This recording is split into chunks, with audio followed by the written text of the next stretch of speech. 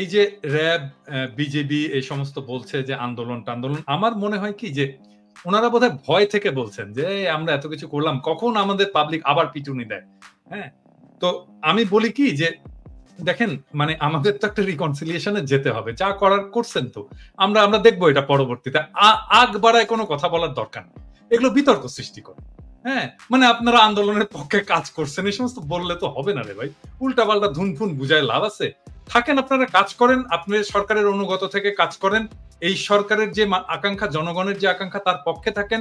ফ্যাসিবাদের দোসরদেরকে আমরা সমাজ থেকে উৎখাত করার কাজে আমার হাত লাগান, আপনাদের কোনো সমস্যা নাই, আপনাদের আমরা আছি আপনাদের সাথে। এবং আপনারা তো ভাই আমাদেরই ভাই, ব্রাদার, আত্মীয় স্বজন এই সমস্ত না। এই আমি সেদিন একটা এপিসোড করছি, মাহমুদ ভাই ওদের দেখছেন কিনা জানি না, ওই যে পুলিশের ছেলে তাই যে মারা গেছে, ওই যে কয়টা গুলি একজনকে মারতে কতগুলো গুলি লাগে স্যার। তো পুলিশের ছেলেও তো মারা গেছে রে ভাই, আমাদেরই ছেলে। হ্যাঁ, তো আমাদেরকে একটা রিকনসিলিয়েশনে যেতে হবে, এটা নিয়ে ভয় পাওয়ার কিছু নাই। আপনারা ভয় পেয়ে কাজ করতেছেন না, এই জিনিসটা খারাপ। আপনাদের ভয়ের দরকার নাই, আপনারা কাজে নামেন, জনগণের পক্ষে থাকেন।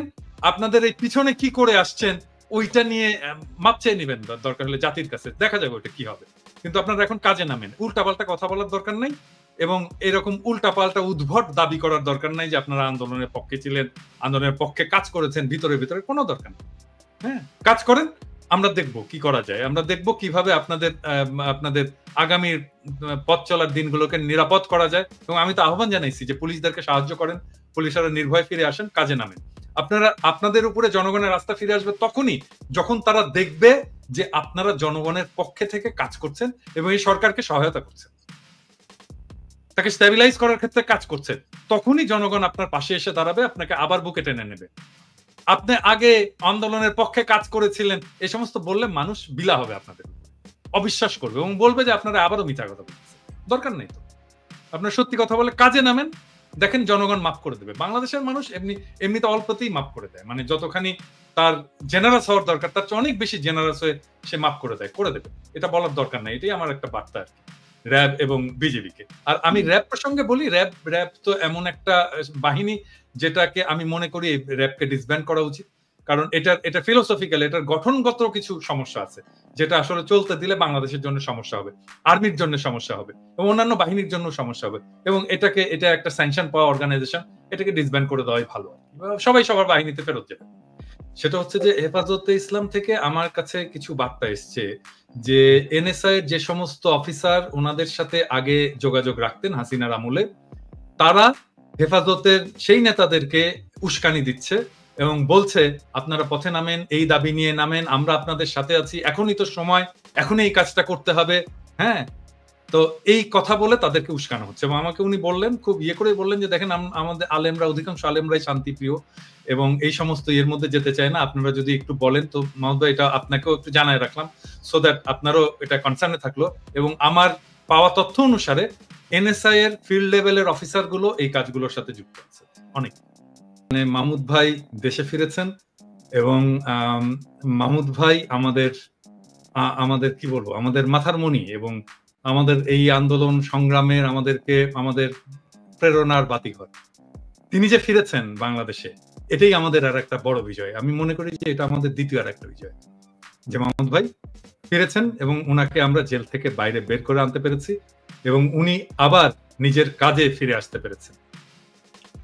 মাহমুদ ভাই যে 7 দফার কথা ঘোষণা করেছেন, আমরা এপিসোড শুরু হওয়ার আগেই আলোচনা করছিলাম যে সেটা আমাদের সকলেরই প্রাণের দাবি। সেটা মাহমুদ ভাই 7টা দফার মধ্যে নিয়ে এসছেন এবং এই দফাটাই হবে আগামী দিনের রাজনীতির গতিমুখ। এবং মাহমুদ ভাইয়ের অনুসারী হিসাবে আমরা যারা মাহমুদ ভাইকে গুরু মানি, নেতা মানি এবং আমাদের প্রেরণা দাতা বলে মনে করি, তারা সবাই মাহমুদ ভাইয়ের এই 7 দফার সাথে অ্যালাইনড। আমি প্রথম যে বিষয়টা নিয়ে কাজ শুরু করতে চাই সেটা হচ্ছে যে ছাত্রলীগকে সন্ত্রাসী সংগঠন হিসাবে ঘোষণা দেওয়া। এবং এই কাজটা কিন্তু মাহমুদ ভাই আমরা শুরু করেছিলাম যখন বিপ্লব চলছিল। সেই সময় আমরা ফ্রেঞ্চ মিডিয়াতে আমরা এটা নিয়ে কাজ করেছিলাম এবং ফ্রান্স 24 একটা ডকুমেন্টারি তৈরিও করেছে, যার দুটো আমি ওখানে ইন্টারভিউ দিয়েছিলাম, কিছু তাদেরকে ডকুমেন্ট সাপ্লাই দিয়েছিলাম। দুটো এপিসোড কিন্তু বিপ্লবের সময় তারা প্রচারিত করেছিল এবং আরো 5টা এপিসোড এটা হবে। সো আমরা এটাকে রিইনফোর্স করব। আমি ওদের সাথে আবারও যোগাযোগ করব যেন আপনার এই দাবিটার প্রতিফলন তাদের এই ডকুমেন্টারিটাতে থাকে।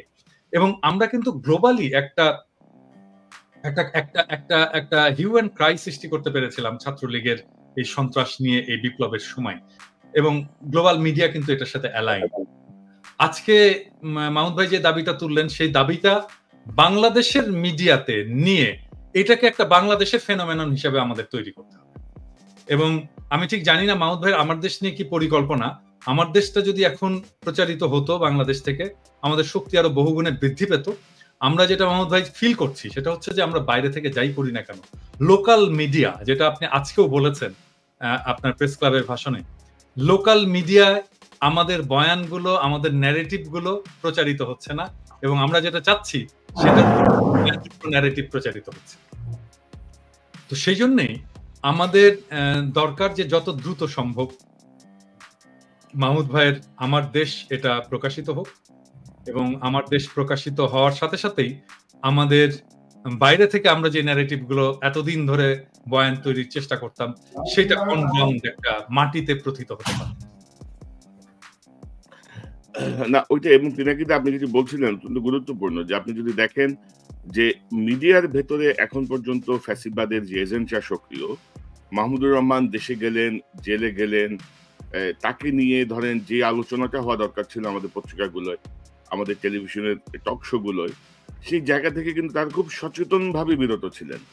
দু একটা পত্রিকা ধরেন সংবাদ প্রকাশ করতে হয় বলে সংবাদ প্রকাশ করা, কিন্তু এই জায়গাটাও আমরা একটু দেখলাম আর কি, যে আমাদের মিডিয়ায় এখন যারা আছেন টেলিভিশন বা পত্রিকায়, তাদেরও এক ধরনের মানে গা জ্বলা শুরু হয়েছে। মানে ঘটনাটা কি, আমি কিন্তু আমার এপিসোডে বলেছি, মানে এটা আমি জানি না মাহমুদ ভাই দেখেছেন কিনা, আমি আমার এপিসোডে বলেছি যে মাহমুদ ভাই সরব হবেন, মাহমুদ ভাই কথা বলবেন, এইটা বাংলাদেশের ভারতপন্থীরা কোনোভাবেই মেনে নিতে পারে না, এবং এই জায়গাটাতেই অ্যালার্জি। এবং আসলে তো বাংলাদেশের মিডিয়া এখনো পর্যন্ত ভারতপন্থীরা নিয়ন্ত্রণ করে, এবং সেই জন্য মাহমুদ ভাইকে কোনো স্পেস দিতে চাই, মাহমুদ ভাইয়ের কথা বলবেও না।